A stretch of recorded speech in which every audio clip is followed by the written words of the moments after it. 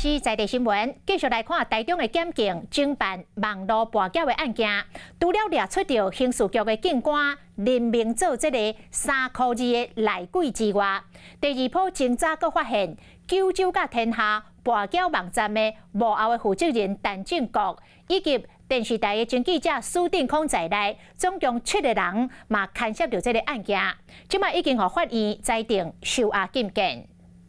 原警家穿得介好，穿乌衫，这个查甫人是全台上大警的九州甲天下跋筊网站的幕后负责人陈正国，身价几百亿。几年前，因为跨国运动枪把予警方掠去，24伊因为牵涉到高阶警官漏泄秘密的跋筊案，和法院裁定收押禁见。有依附到一个中部的电玩大亨啊，然后就是慢慢自己就做大了。这个过程中就会有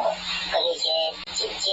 相关的人脉嘛。 行事风格低调啦。今年53岁外号小国的陈正国，会和检警锁定是因为伫掠跋筊网站时，发现这业者需要真侪人马伫幕后探听消息，包括电竞协会前理事长池培正，以及电视台前记者苏定康，拢是陈正国找来对外经营关系左右手。 吃饭啊，影片啊，了解现在警政署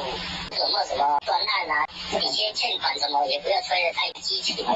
检警侦办跋筊集团总共收押7个人，包括警察署前警政监林明祖，牵涉到组织犯罪、条例、洗钱甲贪污。其他6个被告，包括陈正国、苏定康在内，依照组织犯罪、条例、洗钱甲跋筊等等罪嫌，已经向法院申请羁押禁见，已经准啊。其中苏定康的大细线呢，阁是某一个地检署的检察长，身份真特殊，才协助拍通正常关系人，四界探听消息，才和这个警方的查缉行动拢未成功。敢要求其他的幕后中间人，变成后一波检警侦办的重点。